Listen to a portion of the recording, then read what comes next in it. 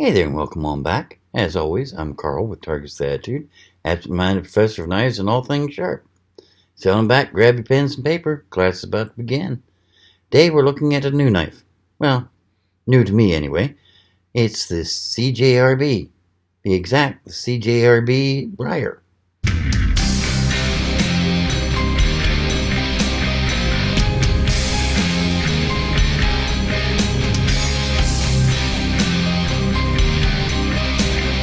Yes, CJRB. Not familiar with them? I wasn't either, truthfully, which is my own fault because they were introduced at Blade Show last year. I just only had 2 days last year and didn't get a chance to look at them the way I normally would have. But before we get into the knife, let's get the syllabus work out of the way, shall we? If you're new to the channel, welcome. We do primarily knife reviews here on Fridays. Occasionally a review of some camping or survival gear, lights, backpacks, cooking equipment, that sort of thing. If you're coming back again, well, welcome back. I'm glad you made it. For you, I've only got one question. Have you subscribed yet? Yes, I really am asking again, just like I do every week. I mean, come on, you know the routine by now. It's so simple, anyone can do it. You just hit that button right down there that says subscribe. Then you hit the bell next to it to get notified every time I put up a new video. That way you don't miss it. And yes, I'm talking to you, right there in Arizona. I mean, come on, dude. You've been coming for a while. Go ahead and help yourself out. Help me out. After all, the more subscribers I get, the easier it is to get all these neat new things. But enough of that. Let's get on to today's review, shall we? Let's see. CJRB. This one is a Briar. Sweet knife. CJRB is an offshoot of Artisan Knives. Apparently, Artisan decided to follow Wee's Knives' lead and start putting out a mid-price knife or low-price knife, depending on your budget and views, that wouldn't interfere with their high-end knives. Because let's face it, you start putting out cheaper knives under the same name, people start refusing to pay for your good stuff. And since Artisan, like we, is normally charging between $150 and $300 or $400 for their knives, they didn't want to water the name down. So they started CJRB. Yeah, I keep trying to put the R before the J. Still nice quality knives. I mean, that is centered so nicely. Good quality construction. This one is, let me double check my notes here, just to make sure. Yeah, it's 4 3/4 inches closed. The blade is 3 3/4 made of D2 tool steel, stone wash, so it's very nice. This particular one is a gray G10. They also make it in black and green, and they started making this particular one with carbon fiber handles as well. I don't have any in stock yet, but hopefully I can get some in soon, depending on when my distributor gets them. Good quality,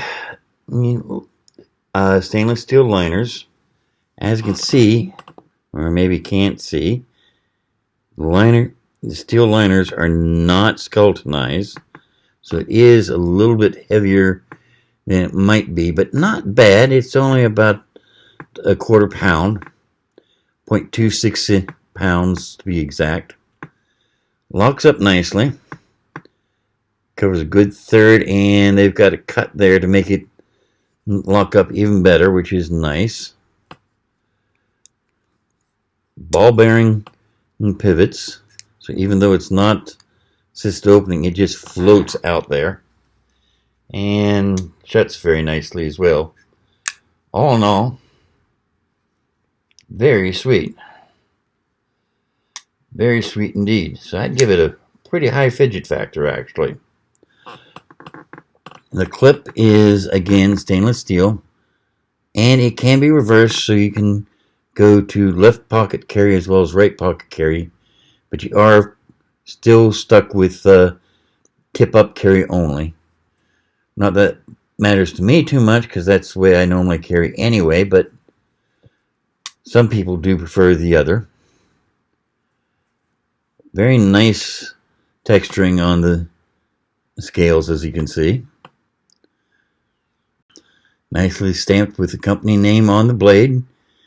And on the other side, it does have the type of steel it's made of, and the fact that, unfortunately, you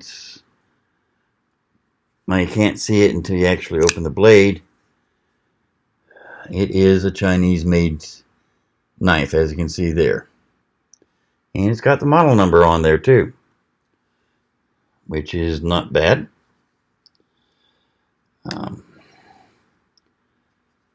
Ergonomically, or ergometrically, whichever way you want to phrase it, it's very comfortable in the hand. It's just about the perfect size for me. The choil is... I don't think I'd want to use that choil for gripping up. There's not enough there to keep your finger away from the edge. No jimping on the back, unfortunately, but it's still nice and comfortable, so I don't think that's going to make too big a difference. And that extended tang that they use for the flipper almost works as an integral guard. I mean, your finger's not going anywhere. It's just not. So let's see. So far, everything's looking very promising, and I really love the sleek drop point design of this. More spear tip style. Actually, more of a spear tip than a drop point, even though my distributor calls it a drop point. But let's see how it does, shall we? As always, this is straight out of the box. No touch-up, nothing to make it work better. Start with a scrap piece of paper.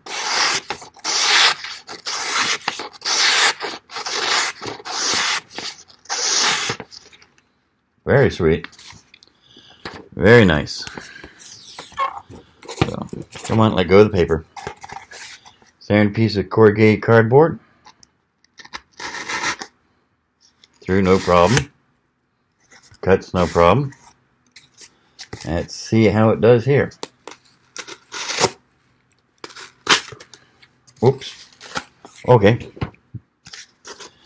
That wasn't quite what I wanted to do, but yeah, the label is causing a little bit of problem. Not a lot. And it's definitely shredding that cardboard quite nicely. Sure can't complain about that. Gold Peak Peach Tea Bottle. Let's see how this does. As I say, this is much heavier than the average soda bottle, so this should work quite well to test. Well, actually, it does work quite well to test for opening hang packages. Tip went in smooth as glass. It's just, man, very quick, very smooth. Love that. Let's see here, what next here?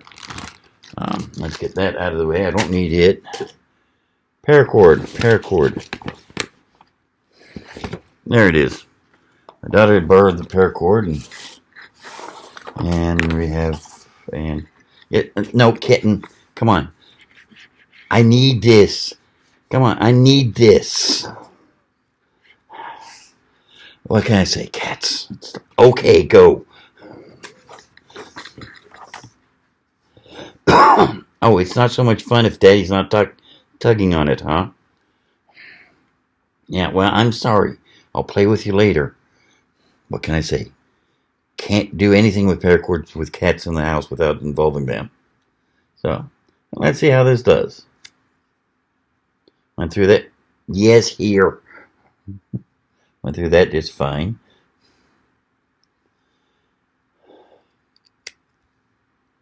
Again, beautifully. So let's go.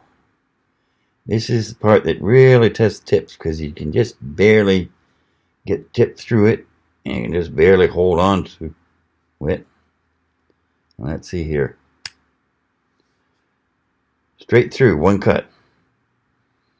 Very, very sweet. Definitely liking this a lot. So let's see here. See that. Leather.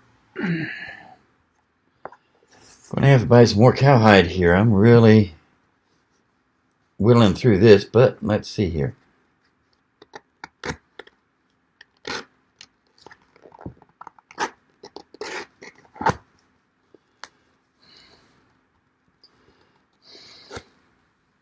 Yeah, it's cutting it pretty nicely. Let's flip to the other end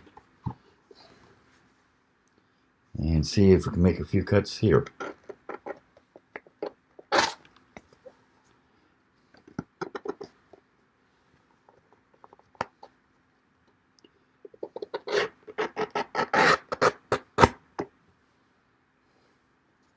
Very nice. Very, very sweet.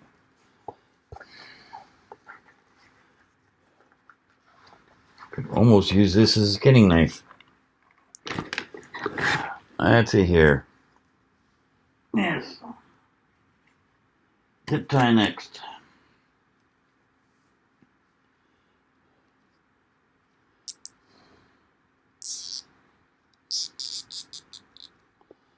So, I'm assuming you all know about zip ties by now. Handiest thing ever invented. Used by tons of people for tons of stuff. But the person who first got me doing the zip tie test does a lot of gun shows, and he needs to trim the zip ties after he puts them on guns. And yes, a pair of diagonal cutters would be best, but you can't carry diagonal cutters in your pocket too comfortably. A knife, on the other hand, not bad. Not bad. Let's see for trimming it short. It's even better. Let's see how it does if we try to chop it instead of cut it.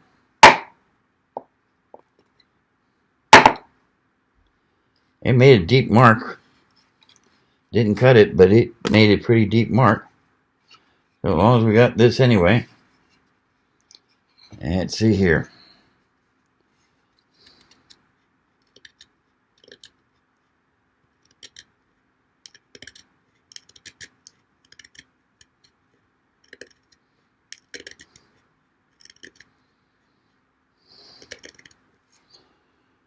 Feathering it up nicely. Don't normally do this with knives, but as nice as that spear tip is, let's see.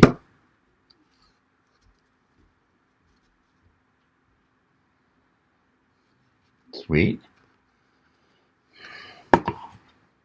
Then bend the tip. Beautiful. Let me grab my leather glove here.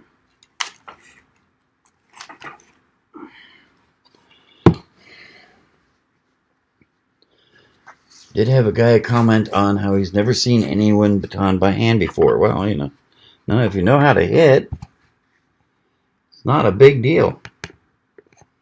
Where it is a big deal is, of course, this is going to put on that pivot point. I have had cheap knives break first time I tried to do this with them. So, definitely don't recommend batoning with a pocket knife, but this is supposed to be a good one. Let's see how it does.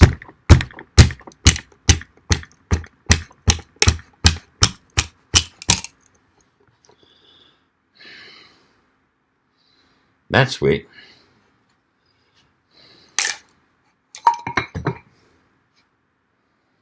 Very nice. Let me get that. And split that off nice and cleanly. Sweet.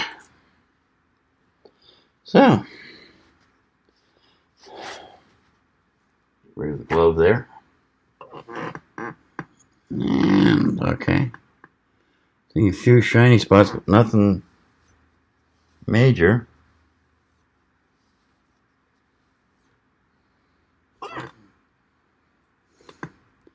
I got rid of the worst of the shiny spots. Imagine if I went to polish this up, it would remove all of them. But that's not part of the test. Check to make sure no damage was done to the blade. That is. So let's see.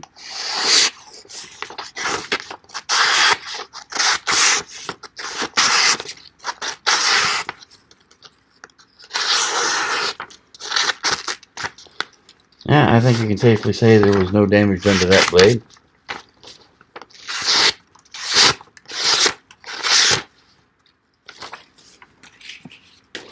In fact, I'm going to get yelled at by my wife again.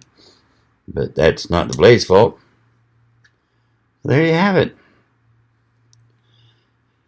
The Briar from CJRB. Very sweet knife. I'm fairly impressed.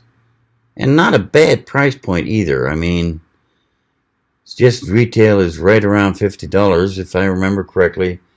I'm asking right around $47 for it.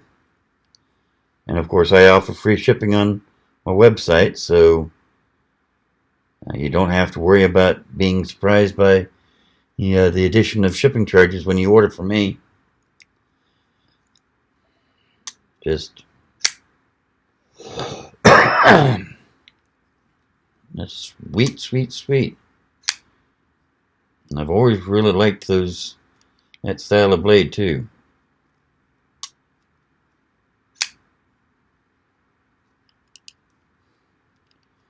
But enough of that. See, I'm rather impressed. For a $50 knife, that is quite a nice blade. I hope you agreed. Hope you enjoyed, and hope you learned a little something along the way. Gotta get going here, but I'll leave a few things here for you, including 2 videos here that I think you'll enjoy. And as always, hit that shield or target right over there. That way you'll get subscribed. Meantime, I wish you luck. You take care of yourself, and I'll see you again next week. Bye now.